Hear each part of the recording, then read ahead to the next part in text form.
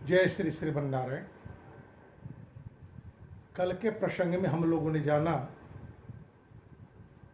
कि किस प्रकार अपने सामर्थ्य का दुरुपयोग करते हुए महाराज कुशनाभ की पुत्रियों को अपनी प्रेयसी और पत्नी बनाने में असफल पवन देव ने उन सुंदरी कुशनाभ की सतपुत्रियों को विरूप कर दिया। ऐसा आजकल भी देखा जाता है। सामर्थ्य समर्थ लोग जिस कन्या को अपनी पत्नी अपनी प्रेयसी बनाने का आग्रह पालते हैं, असफल होने पर उसके जीवन में भिन्न भिन्न प्रकार का संकट पैदा करते हैं। परंतु ब्रह्मदत्त जैसा युवक आज नहीं दिख रहा है। ऐसी बात नहीं है कि संभव नहीं है, ब्रह्मदत्त जैसे आज भी संभव है। उसके लिए आवश्यक यह है कि चूली जैसा ऊर्ध्वरेता ऊर्ध्वचेता पुरुष हो और गंधर्व कन्या की तरह सेवा और सहयोग समर्पित स्त्री। फिर ब्रह्मदत्त जैसे पुरुष की संभावना बनेगी और समाज की उपेक्षित, दबी और कुचली हुई, किसी के आग्रह की शिकार हुई कन्याओं के जीवन में भी अप्रत्याशित अनुकूल परिवर्तन दिख सकता है। कुशनाभ अपनी पुत्रियों का विवाह करने के बाद पुत्र के लिए एक यज्ञ का आयोजन उन्होंने किया और उनके कुशनाभ अपने पिता महाराज कुश की आज्ञा के अनुसार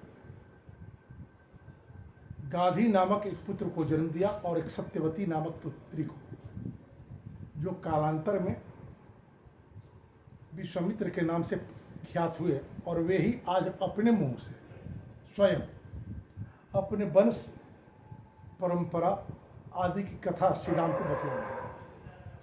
ये कथा कहते सुनते विशाला नाम की नगरी में जाते हैं। यात्रा क्रम में एक रात्रि विश्राम करते हैं, दूसरे दिन पूर्व मिथिला के लिए यात्रा आरंभ होती है कि मार्ग में एक आश्रम दिखता है, परंतु वहां कोई हलचल नहीं, कोई जनरव नहीं। श्री राम को आश्चर्य होता है और अपनी जिज्ञासा उस आश्रम के संबंध में रखते हैं। श्री राम की जिज्ञासा को शांत करते हुए महर्षि विश्वामित्र एक स्त्री की कथा करते हैं। वो कथा क्या है, ये हम लोग कल बात करेंगे। कथा के बाद वो कहते हैं कि यह स्त्री आपके अनुग्रह की आकांक्षी है। फिर बिना विलंब किए श्री राम और लक्ष्मण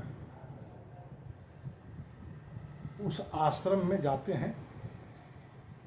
उस उपेक्षित स्त्री को अनुग्रह का दान देते हैं। राघव तु तदा तस्या पादौ जगृहि तुरमुदा अस्मरंती गौतम वचः प्रति जग्राह सहित।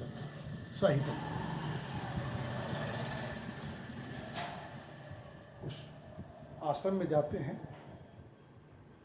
और उस स्त्री के चरणों का स्पर्श करते हैं। गोस्वामी जी लिखते हैं, पद सरोज रज चाहती, और उसका अर्थ लोग कर देते हैं कि भगवान श्री राम अपने चरणों के रज को उसके माथे पर रखा। बड़ी विडंबना है।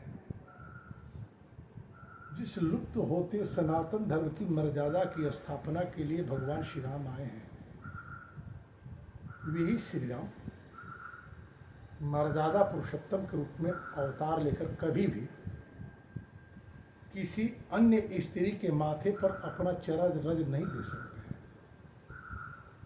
पद सरोज रज चाहती का अर्थ यह हो सकता है, यह होना चाहिए कि जिस आश्रम में बहुत दिनों से कोई प्रवेश नहीं किया है, उसमें श्री राम प्रवेश करें, उस आश्रम को वे अपने चरण की रज से पवित्र करें।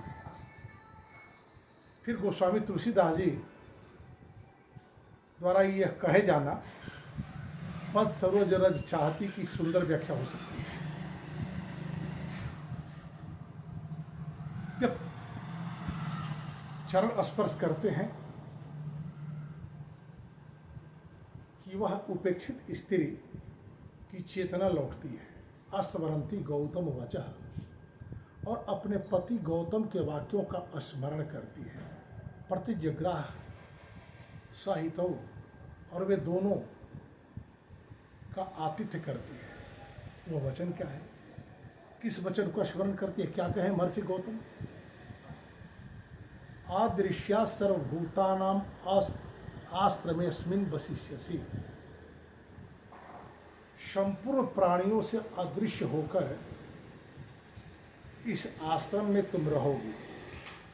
ऐसा क्यों कहें? केवल संकेत शेष कर। जिस तरह के समाज और जिस तरह के लोगों के बीच रहने से चैतसिक और व्यवहारिक विकृति संभव हो सके, ऐसे समूह से, ऐसे लोग से दूर रहने में ही कल्याण है। आप लोग जानते होंगे कि इंद्र के साथ अहिल्या का संबंध हुआ।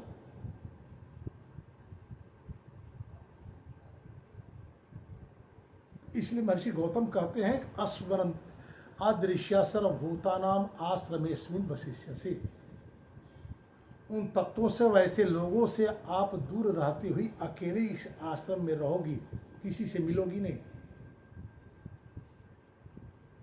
क्योंकि जिन लोगों से मिलने से आपके भीतर सांस्कृतिक और चारित्रिक क्षरण की संभावना है, ज्योतिष शास्त्र में आया है, जिसके कारकांश कुंडली के नवम भाव में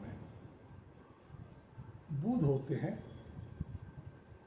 वह व्यक्ति संसर्गज कारणों से चरित्रहीन हो सकता है।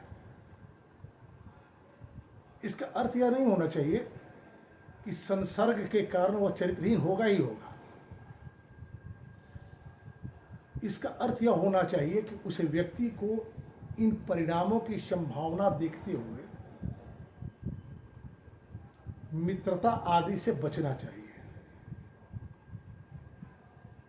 ऐसे मित्र नहीं बनाने चाहिए जिन मित्रों से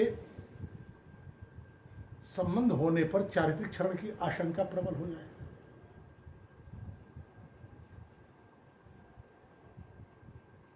तदा त्वेतद् वनं घोरम रामो दशरथात्मजः। महर्षि गौतम अपनी पत्नी अहिल्या से जब यह कहते हैं कि बहुत दिनों तक इस आश्रम में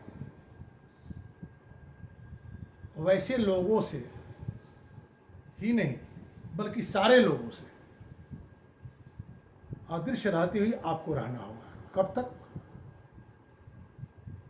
यदा त्वेतद् वनं घोरम रामो दशरथात्मजः, दाशरथी राम जब तक इस घोर वन में न आ जाएं। समय सीमा राम के आने तक। इससे लाभ क्या होगा कि महर्षि गौतम की यह कहने पर कि अदृश्य सर्वभूतानां आश्रमेस्मिन् वसिष्यसि से लेकर राम के आने तक राम का चिंतन तो हृदय में चलेगा। आगमिष्यति दुर्धर्षस्तदा पूता भविष्यसि। जब दुर्धर्ष राम इस घोर वन में आएंगे तब तुम पवित्र हो जाओगी। अर्थात आज से लेकर राम के आने तक राम का चिंतन करते करते तुम्हारे पाप क्षीण होने लगेंगे और उनका निरंतर स्मरण करने से वे आएंगे।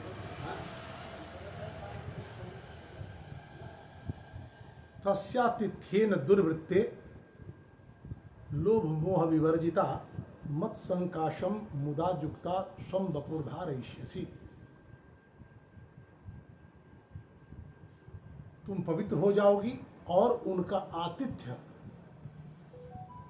करने से वो सारी दुर्वृत्तियां जो लोभ और मोह का कारण होती हैं, इन दुर्वृत्तियों से आप मुक्त हो जाओगी। तब क्या होगा? मेरे साथ तुम्हारा पुनर्मिलन होगा और तुम अपने पूर्व शरीर को प्राप्त हो सकोगी। पूर्व शरीर का मतलब क्या? नया शरीर। ये शरीर छूट गया महाराज, शरीर तो वही है, उसके भीतर की जो चेतना है जब सुंदर होती है चेतना तो वह शरीर भी अच्छा लगता है, उस शरीर से भी लोग प्रेम करते हैं। अर्थात जिन दुर्वृत्तियों के कारण इस शरीर को तूने अपवित्र किया है इंद्र के साथ, यह शरीर तुम्हारा सिद्ध हो जाएगा और तुम मुझे मेरे योग्य हो जाओगी। गौतमेपि महातेजा अहल्या सहिता सुखी। प्रभु श्री राम और लक्ष्मण के द्वारा अहिल्या का चरण स्पर्श किया जाना, अहिल्या का चैतन्य होना, महर्षि गौतम के वाक्यों का स्मरण करते हुए राम का आतिथ्य करना, राम के द्वारा उस आतिथ्य को स्वीकार करने के बाद राम के साथ जाकर महातपस्वी अपने पति गौतम से अहिल्या का मिलन होना और रामम संपूज्य विधिवत, तब राम की विधिवत पूजा की। तपस्तेपे महातपः, और महातपस्वी गौतम अपनी पत्नी अहिल्या के साथ तप संलग्न हो गए। अब विचार यह करना है कि किन कारणों से महर्षि गौतम ने अहिल्या को ऐसी व्यवस्था दी। तो इंद्र और अहिल्या के बीच का जो संबंध है, इसकी चर्चा हम लोग कल करेंगे। इसी के साथ वाणी पर विराम। धन्यवाद। जय श्री राम।